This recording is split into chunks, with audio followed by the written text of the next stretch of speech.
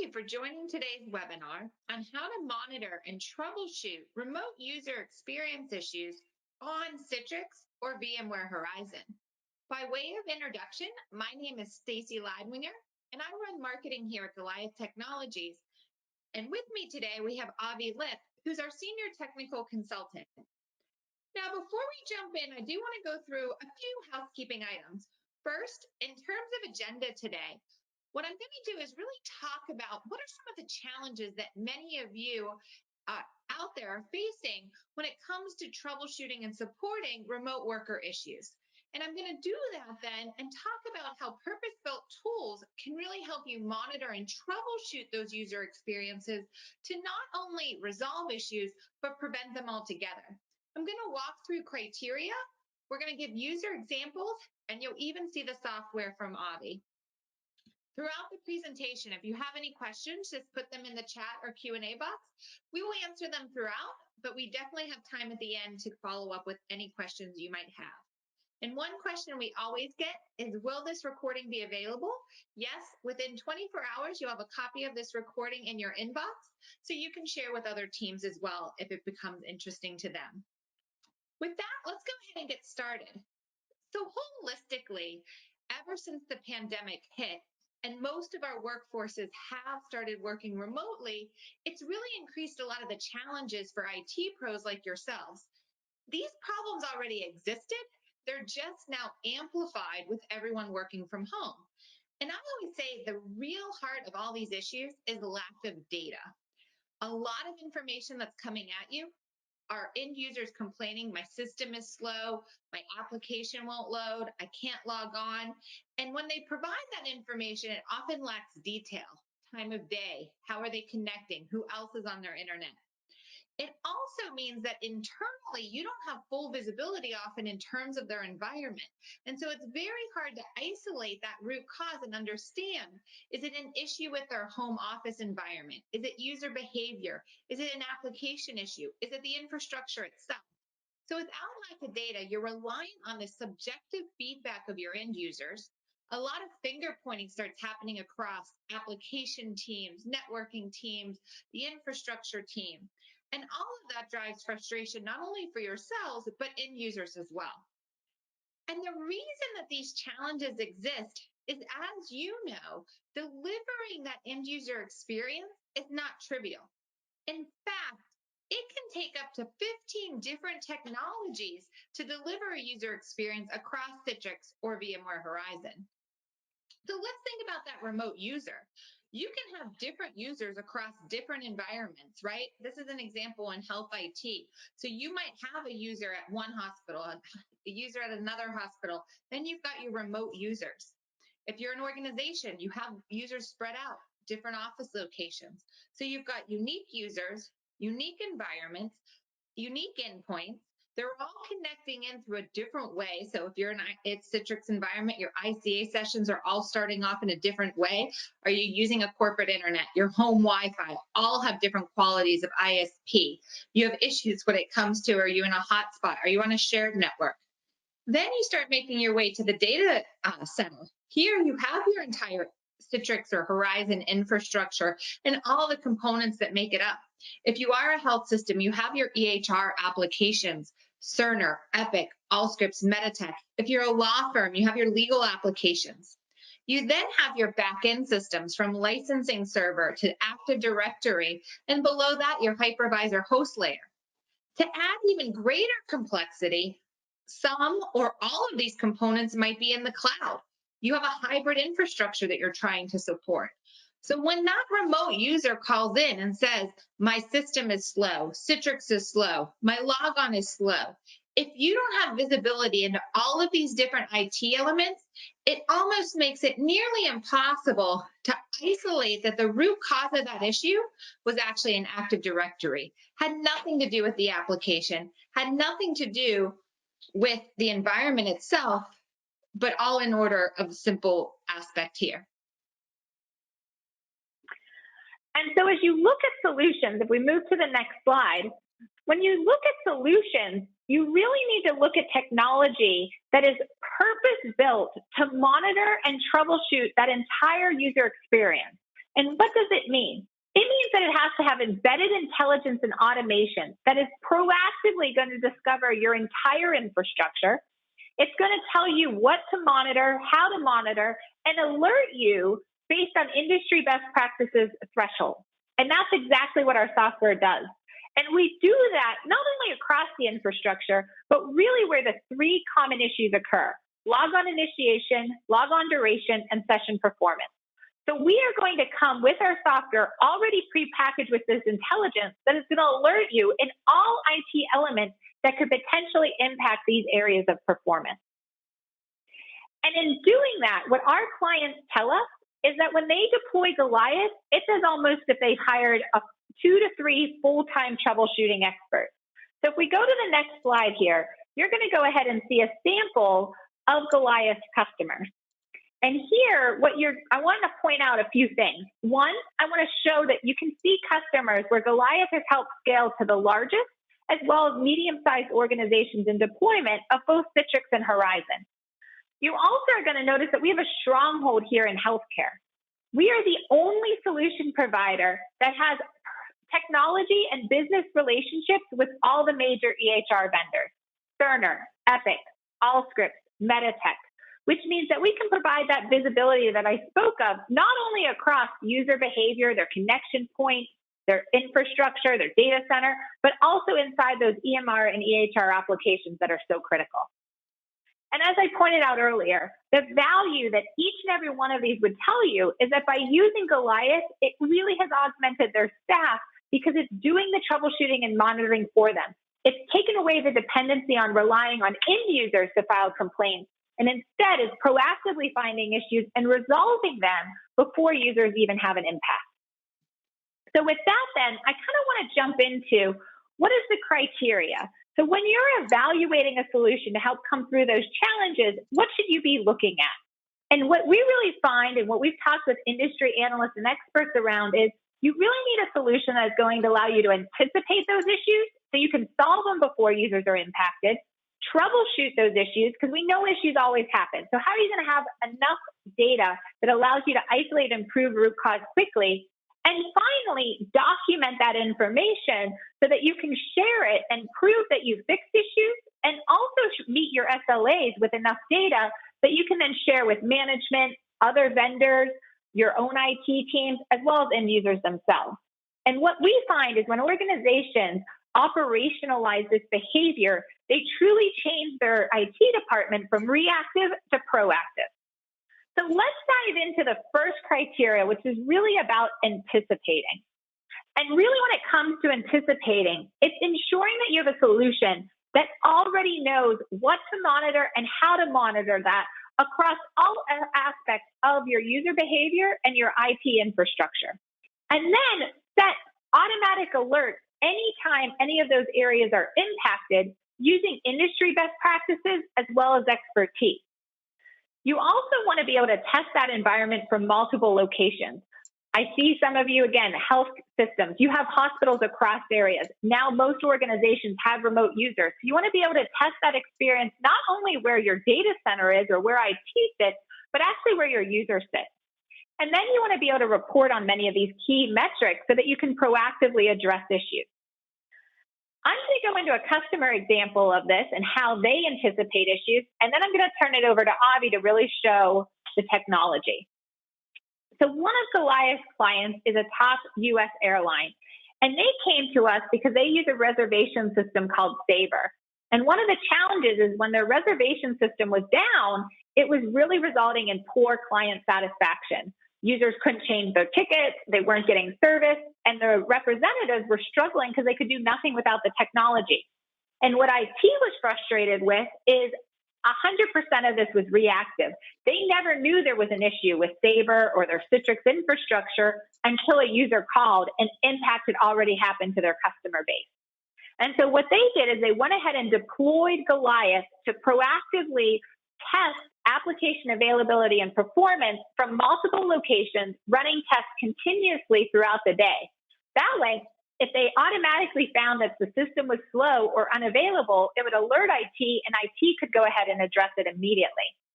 The other caveat that this airline had is they had no technology on premise. Everything had to be run in the cloud, specifically AWS, and we were able to go ahead and meet that requirement.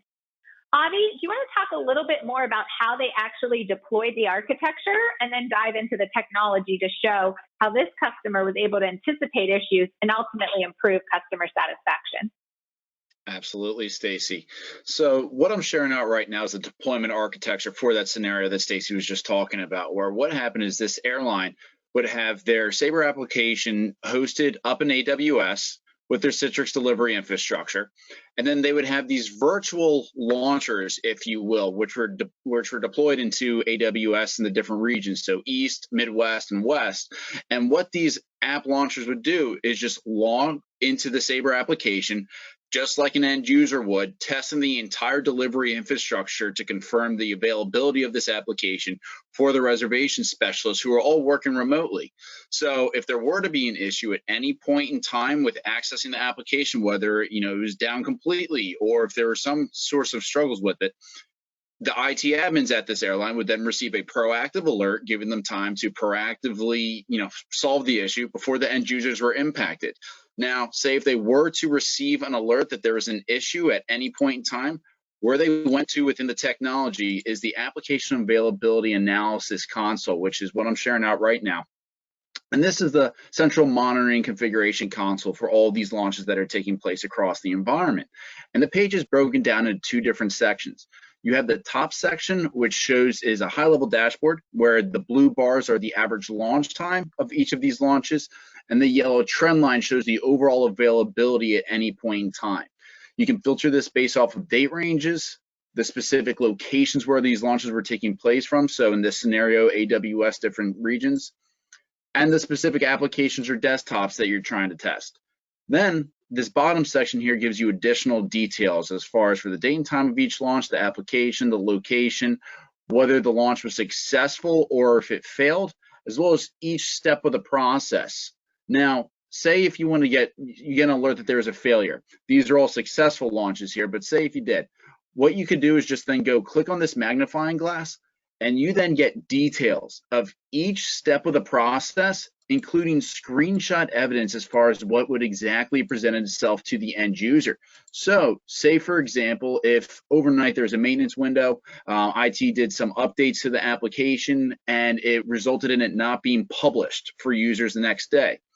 This technology would have launched the application. It would have gone to the storefront page and saw that that specific application wasn't there. So this failed at the enumeration stage, alerted IT about it, and then they were able to proactively troubleshoot before end users were impacted. Now, this is just one of the proactive features within the technology. The technology is driven, a lot of the embedded intelligence and automation is driven based off of hundreds of monitoring rules. They're looking for events, conditions, failure points, and thresholds that could cause user experience issues if they're not taken care of. Another section of the technology that I think is great to show as far as the embedded intelligence and automation perspective is our Citrix automatic discovery and dependency map. And what this is it will automatically draw out a map of your environment, show you all the dependencies between the different elements involved, and is applying those monitoring rules. There's over 200 monitoring rules that are looking for those events, conditions, and failure points that can impact user experience if they're not taken care of. And what those monitoring rules do is drive a heat map structure here. So as issues were to take place on individual components, you'll be able to see that graphically because these icons will turn from green to red or orange depending on the level of severity.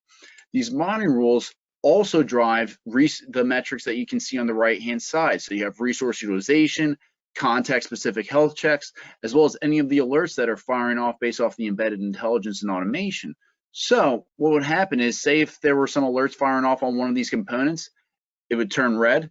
You automatically know where you need to look, and just as importantly, where you don't need to spend time looking. I'm sure we've all been in situations where we spend hours trying to troubleshoot a scenario where we were looking in the wrong area. This helps resolve that issue and doesn't waste any of your time. There's different views into this, into the topology view, the automatic discovery and dependency map here. You can see at the top left, one, you can filter between different Citrix sites. So whether active, whether passive. You have the infrastructure view here, which shows a logical view of the environment. You have the delivery view right here, where you can see tightly correlated the delivery controllers with the delivery groups, machine catalogs, and gold images if available.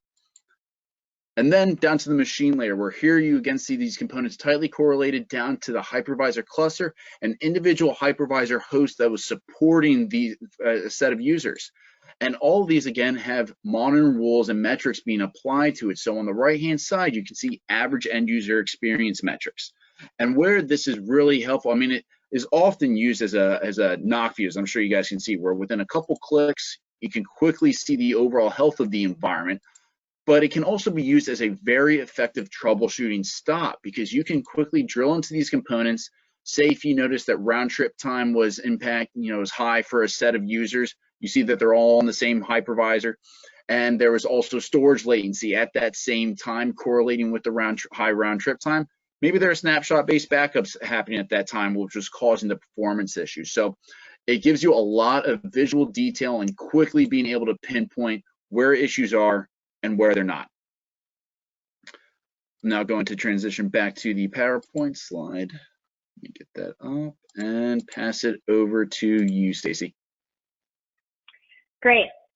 Thank you, Avi. So now we're going to jump into criteria number 2, right?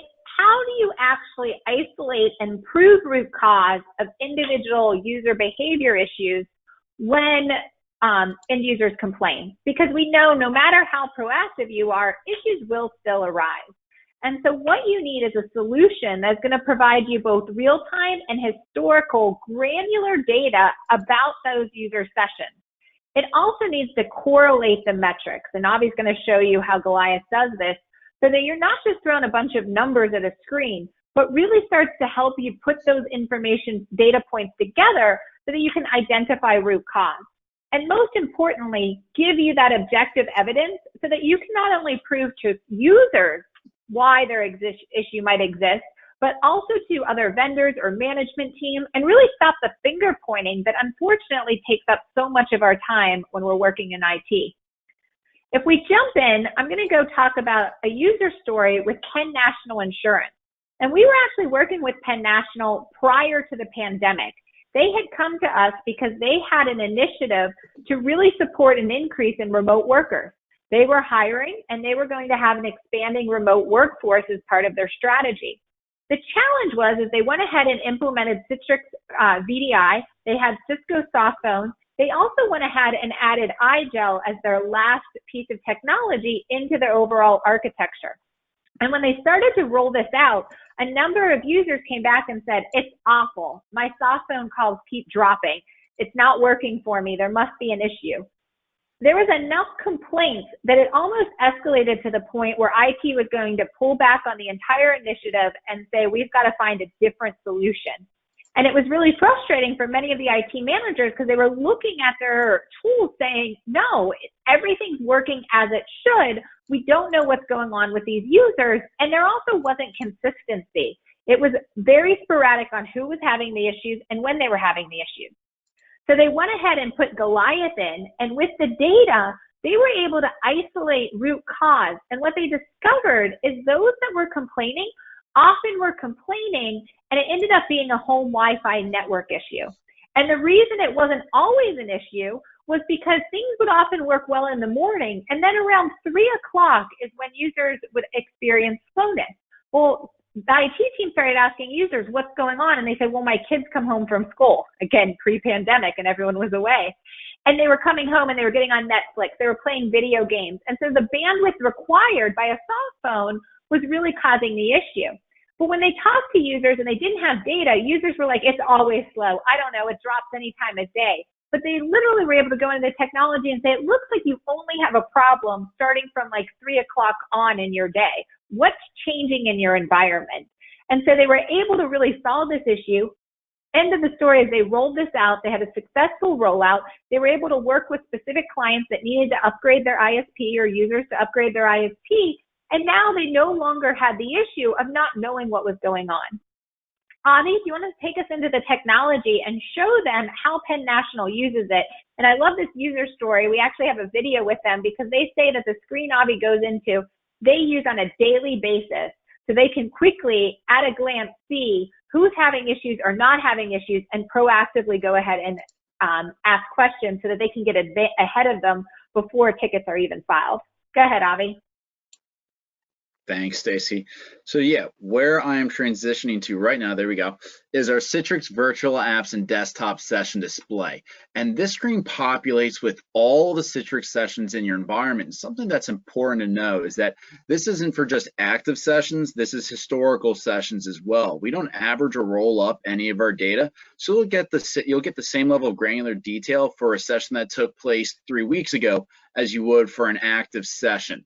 Now, in that scenario, the Penn National scenario, what you can easily do is with this page, just go to the quick filter section, type in the user who was having issues at that time, say Heather, and then what you do is you just click on the user once you've identified the session that they were having performance issues with, and what'll populate is a tab here that has really everything that went into this user Citrix session, from the client endpoint through their logon process. You have the ICA and HDX connection metrics. Then you dive into the data center where you have the session host metrics, so whether that's a VDI server or a Zen app server. You have the hypervisor host metrics, the applications and processes, as well as any alerts or event logs. Now, I'm going to start off with the summary tab here, because this is where I would say, anyone in L1 or help desk can typically come up with quick conclusions as to what is causing performance issues. And in this Penn National scenario, this is where they're able to quickly understand that it was the user's home internet connection that was the issue. Real quickly here, you have a topology view, so you can see all the components that contributed to this user Citrix session, so how they connected into the environment, the delivery control that brokered the session, a logon summary breakdown here.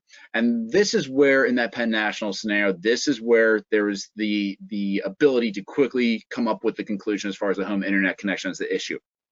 This first graph right here, round trip time, as I'm sure a lot of you on the call know, is the amount of time from when a user were to perform an action for that to traverse the network, be processed, and be displayed back at the client endpoint. And based off of Citrix best practices or Horizon, anytime that this metric is around 350 or 400 milliseconds, that's when the users will start to experience latency within their session. It'll be noticeable to them. So once you have identified, okay, this user is having performance issues, now was it a network issue, or was it more of a resource utilization issue that was the root cause? And the troubleshooting workflows typically take a look at network latency here. And this is real-time network latency from the ICA protocol. This isn't an ICM pure ping-based test. And so what I'm looking for here is, okay, is round trip time high? Yes. Is network latency also high? Yes. I now know that it's a network issue, but where? Is it at the client endpoint? And that's exactly what happened with Penn National, where the user, at a specific time each day, the connection speed, this metric right here, which is the amount of bandwidth that's available for Citrix Receiver, the Workspace app, or Horizon client, would drop significantly at that time. And so then it's really easy to correlate that at the times when that user was having the performance issues, because it's all time stamped, that's when the connection speed drops significantly. In which case, just by looking at these three graphs right here, the IT admin was able to say, okay, it was definitely because of the bandwidth available at that user's location. And say if it wasn't part of a network issue, it was more of a resource utilization issue, you have all of these metrics right here from the VM perspective and also from the hypervisor host as well. I'll run through these tabs just to show some additional details here. We have the logon breakdown, where a lot of tools out there, you'll get 6 to 8 different stages of the logon process. We'll give you 33 plus different stages where you can see what's going on at delivery controller, also at Citrix Receiver for the brokering stages. You also have the logon stage details at the session host. So you're able to see client validation, server validation, authentication, so you can see which OUs that user was a part of, as well as domain controller details, all being supported with this Gantt chart here, so you can quickly identify where the long logon times are coming from. For group policies, we open up each group policy down to the policy name and how long each one takes to execute. So again, you're not looking around the entire environment trying to understand what's causing the performance issues. This points you right to it. Here we have the ICA and HDX connection metrics. So we already talked about round trip time, ICA latency. From the summary tab, you have the connection speed metrics here at the top right. The bottom left-hand chart, this is the ICA channel usage. And what this section of the technology shows you is there are virtual channels with Citrix where it breaks open each different bandwidth utilization basically from the user's perspective. So in a sense, what was that user doing? You're able to see audio bandwidth. Was that user streaming audio? Clipboard bandwidth. What did the user have a large copy and paste file that maybe hung up the session? Thin wire bandwidth, which is the Citrix display adapter. Was the user doing something graphically intensive within their session? And so based off of the type of bandwidth that is being utilized within the session, for example, here, thin wire bandwidth, that user was doing something graphically intensive, and maybe, just for example, that could have been causing the performance issue. Say if somebody was streaming a football game in the background of their session, which was obviously could impact the Citrix session itself. Not all users use Citrix best practices, so sometimes it can be an end user that's doing something that's causing the issues, not necessarily something that's wrong with the infrastructure or the network. But if it is, we have all those metrics there for you also. So you have the VDI server, the session host, so you can see, CPU, memory paging, was disk latency causing the issue, and all of this you can be alerted on proactively. You have the hypervisor host where you're able to get those same level of details and metrics. You have all the data stores that are attached. And at the bottom, you're able to see each VM that was being supported by that host during the time frame of that user session. So maybe the user that was complaining about poor performance, they weren't doing anything wrong. Maybe there are other users all on that same hypervisor host that they were the culprit, they're leaking CPU and memory, and then it's more of, they're a noisy neighbor that's causing the performance issues instead of the actual user that was complaining. So this can help direct you to which machines actually need attention to. You have the processes. Now we're using a lot of, Teams, GoToMeetings, these virtual meetings. You'll be able to see the processes running. Are some of those leaking CPU or memory? As well as the applications in the VDI scenario. And then you have the alerts and event logs. So the alerts, this will be any out-of-the-box or customized alert that triggered during the time frame of the user session, as well as for the event logs. This is any application or system error or warning events that took place, and something that's helpful for a lot of our clients here. If anyone's using, whether it's persistent or non-persistent machines, if it's a non-persistent machine, these event logs are typically lost once that machine powers down. With our technology, that isn't the case. Again, we're keeping all this information historically, so you can always reference back to it. So our clients will tell us that between all these tabs and information, you can quickly come up with conclusions right from this summary page right here. But if it takes a little bit more further investigation, you can always dive into the other tabs to understand what could have been causing the poor performance. And the big takeaway here is really a couple of takeaways is that there's a single pane of glass for simple and efficient troubleshooting. You have historical data that's not averaged or rolled up so that you can be able to look back retroactively at that. And then we're collecting a broad and deep subset of data, which can all be shared, integrated, and enhanced, which I'll dive into in just a moment. Let me switch back to the PowerPoint. I do want to mention real quickly, and I touched on it, is that we do collect these same level of details for Horizon. I know that a lot of the demonstration so far has been based off of Citrix, but same thing with Horizon. All right, and criteria number 3 here. Stacy, did you want to take this one? Am I yeah? Okay. Yeah, I can take this. And actually, before we jump into criteria number 3, we did have a question come in from George. I think, Avi, you just answered really. George's question is, how will 5G impact your technology, right? And so, one, I hope 5G on a better user experience, right? Unfortunately, though, as Avi pointed out, and as I talked about earlier, there is 15, 20, 30 different issues that could arise behavior. So when Avi showed that screen, which the channel usage, right? You can have a large print job that's holding up your experience, an audio file running. People don't realize, having 15 copies of PowerPoint sitting out there can impact their performance. There's plus the data that Avi just showed, unfortunately, failure points. And if you're not actively monitoring them, you don't have visibility into them, it's hard to adjust if users are having issues. So right now, until everyone gets on 5G, home Wi-Fi can be the root and an issue, but there's a lot of other issues. So I don't think the impact will be that great to us. Hopefully it needs technology better. Avi, anything you would add to that question if I interpreted it correctly? Yeah, I think you hit it around the head there. As far as 5G, that's going to increase the bandwidth capabilities if someone's on 5G. But I mean, that'll be helpful in scenarios. But if that gets rid of all Citrix issues and end user experience issues, I'd be stunned. Good question. All right. So to the final criteria. I actually think that sometimes this is the most important criteria, and it talks about documenting the worker experience, because that's really when I talk to IT professionals in general, there really is that big, can my employees be productive while they're working from home? Do they have access to applications? Is their applications working and performing as it's expected to? And so people really need visibility. So much environments, if you're deploying Citrix, if you're deploying Horizon, you have SLAs to meet, right? You're looking for logon time to be 30 seconds off the sweet spot and reconnect below 10. You have management asking, are we improving end user experience? I talked to at least 5 different customers this week that said improving end user experience is a top priority in 2021. You can't prove that if you're not documenting the data. And when you document the data, you need to be able to share it easily, right? To have those conversations, whether it's exporting it, emailing it, printing it.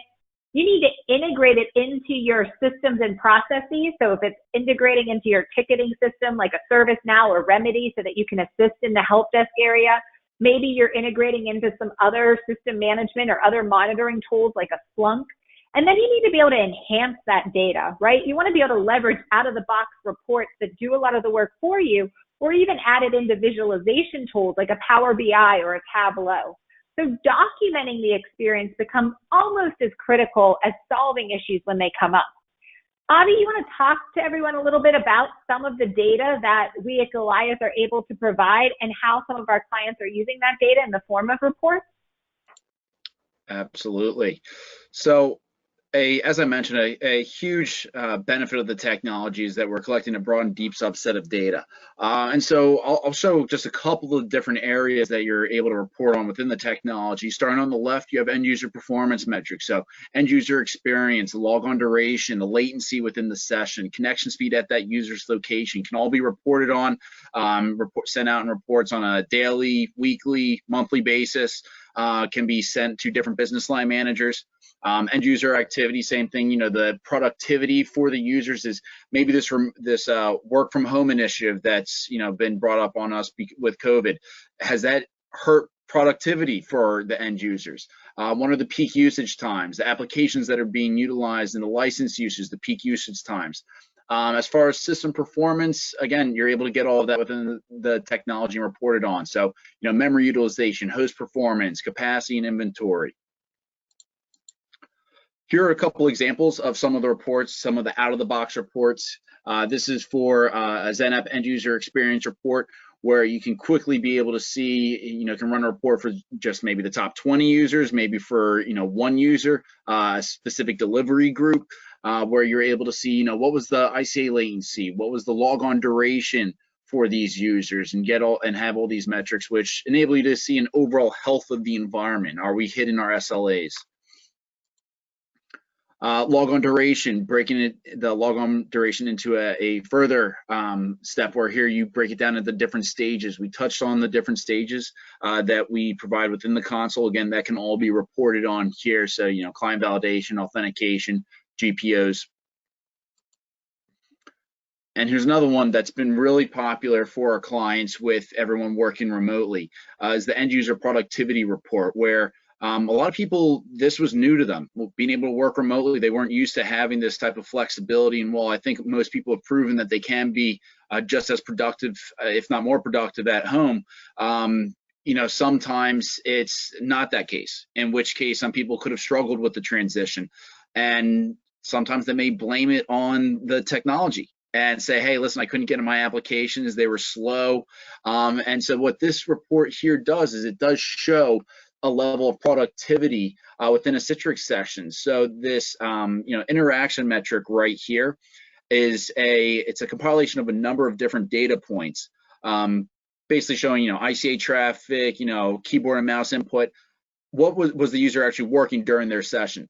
And so it's allowed our IT users to be able to get a better foothold on, okay, is there a user who's typically a high performer that all of a sudden, now that they've been working remotely, haven't been able to perform at that same level? Maybe we need to reach out and see how we can best support them. Stacy mentioned that we do integrate with a number of different types of technology. So here is a Power BI template that we created for our clients and work with them on, depending on what type of information it is that you're interested in reporting on, whether that's sending it up to management or be able to capacity plan. You have all that capabilities within the technology. So you have average logon times per second per application. The session counts per day, session count by hour. The Citrix logon stage, so again, some of that granular detail as far as what parts of the logon process were the main contributing factors. And here you can use it as a baseline. So say you made some changes on, in November, you want to see how the logon times were prior to that and how they've been performing since. Maybe you cut down by like 10 seconds on it, and you're like, okay, hey, I can easily show that here that the changes that we made have benefited our users. Move over to the next one. And I know a lot, again, that we were talking about was based off of Citrix. Same functionality as far as with VMware Horizon being able to have these type of reports. So it gives you that ability to report on things, whether that's to management or to show internally that what you guys are doing is working, or if it didn't work, in which case you may not want to show that to management, but then be able to make the changes appropriately. So those are the reports. Stacy, I'm going to pass it over to you. Great. Thanks, Avi. And we're about to wrap up here. We just walked through the 3 key criteria, talking about how we can help with your remote worker issues by really enabling you to anticipate, troubleshoot, and document those user experiences. And these are really the criteria elements when you're looking for a purpose-built tool. And as I said, right, what our customers continually tell us is it's because of the embedded intelligence and automation and that ability to automatically discover your Citrix or Horizon environment, what to monitor, how to monitor, and then execute those alerts based on industry best thresholds. That is why when they use Goliath, it has the operational impact of hiring 2 to 3 troubleshooting experts. We hear a lot from our clients that not only does it provide that value, but they see things like logon times go down. I talked to a health client just yesterday that reported after working with Goliath, they had a 70% reduction in Citrix tickets alone. So with that, we're going to wrap up here. So if you have any questions, please go ahead and put them in the Q&A or chat box. One question that we typically do get is, how hard is it to get your product up and running? With all of our customers, and Avi does a lot of these installations, we can get you up and running in less than 2 hours. So you'll work with a senior technical consultant like Avi or some others on the team, and you'll go ahead and get everything set up. And remember, it's the embedded intelligence and automation. So all of these alerts, all of the reports that we've talked about automatically come up. You don't have to go ahead and manually set them up. And then for some of the metrics and the information like Avi showed, on those specific screens, we actually have a help section that you can click on and automatically get troubleshooting tips on how to use the metrics, as well as detailed definitions and other information so that you can quickly identify and understand. This is why we have many in the help desk actually using this as a first line of defense before even escalating tickets to Citrix or Horizon experts. All right, Avi, if you want to go to the next slide, let's go ahead and jump into the questions. We have a few that have come in here. The first comes from Mason. How are you different than Citrix Director? That's a good question. So Citrix Director does a decent job of pointing out when Citrix is the issue. But there's a lot of things that go into the whole entire delivery infrastructure beyond just Citrix. So we have this slide, and let me find that real quick. Here we go. As far as to kind of help paint the picture of how we're different. So if you'll notice of any of the elements here that aren't in red, that's what you get with Citrix Director and what enables you to get visibility into that. But as you guys all know, there are a lot of elements involved in delivering a satisfactory user experience beyond just Citrix. I mean, you're talking about, the endpoints for healthcare. You have the EHR module, the EHR applications, different hypervisor platforms. You have the backend systems. So there's a lot that goes into delivering a satisfactory user experience. And the difference with Goliath is that we have all of this in a central console. So you get that full visibility from the end user's endpoint all the way through the delivery infrastructure, looking for a number of different elements, different components that go into delivering that user experience beyond just Citrix.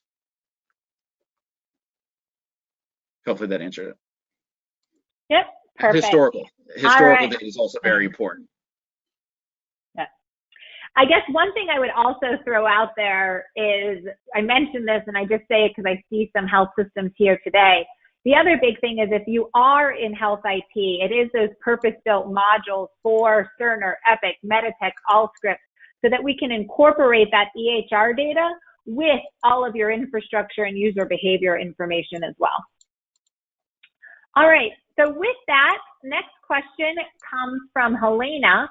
Where is the data coming from to collect the data? Do I need an agent on every machine? Okay, I think I understand the question. So as far as how we pull in the data into the console, you don't need to deploy an agent onto every client endpoint. We deploy agents to some of the virtual infrastructure, so the VDAs, the VDI server, we're talking about Horizon, and some of the infrastructure role components. So if you're talking about Citrix, the delivery controller, storefront server, for Horizon, onto the connection server. And so then we're able to gather the data and the metrics. That way, we don't rely on any technology being deployed onto the endpoint machines themselves of ours. There just needs to be like Citrix Receiver, the Workspace app, or the Horizon client on the endpoint machine. Hopefully that answered the question. Probably did, but Helena followed up with a second question here. What metrics do you get then for logon initiation and duration? Good question. Let me actually pull, I know we went into the technology earlier to show that. Maybe it would be better if I were to pull up a slide real quick that could show that. Here we go. Awesome. So as far as for the logon process, again, there's so many different stages of it that it's hard to be able to, sometimes find out what it is when a user's just saying, hey, my logon took a while. So that's a great question as far as the details that we're able to provide for the logon process, where you're talking about, GPOs, authentication, client and server validation. You're able to get the details as far as if drive mapping was taking a while on a logon, ICA file download. So we pull all of this into a single pane of glass so that you can quickly be able to see, okay, which was the main contributing factor within the logon process, so that you can then focus your attention there. Great. So we do have a question from Richard, taking me up on the EHR module push. What type of performance data are you getting from your EHR modules? Is it usage within the system, or is it just logon time? Great question. So our relationship with the major EHR vendors is, one of my favorite things about the technology is that we're able to pull in not just logon times, because we're pulling that in from a number of different areas, but also application performance itself. So if you're talking about Epic, for example, we have API integration to Epic System Pulse, so we're able to pull in those metrics. As far as with Meditech, same thing. As far as Cerner, We are the only technology of our kind that's actually deployed in their remote hosted facility, so that you can get that full end-to-end visibility from, Cerner, RHO, if you guys are familiar, all the way to the, the hospital's data center and the remote users. So we're able to get more than just the logon time. We're able to pull in performance from the major applications and the end user experience. A simple way to think of it is that we're combining end user experience metrics with the delivery infrastructure as well as the EHR application all into a single pane of glass. Great. And we have a lot of detail about that on our website. So if you're interested, don't hesitate to look under Health IT. We've got some customer testimonials and also demos and screenshots you can see. All right. This is the final question, unless someone else has one. So don't hesitate to ask another question. But this one comes from Ravi. Can we compare user productivity and performance when users are working from a home office versus their productivity when they're working in the office at their corporate laptop? Yeah, absolutely. So whether, with the technology, you're able to filter, whether it's in the technology itself or for reports, you're able to compare, based off of a number of different areas. So client IP address is one way that you can distinguish between a remote user versus in the office, so that you can then be able to compare, say, hey, is latency higher while users are logging in remotely as compared to while they're working at the office.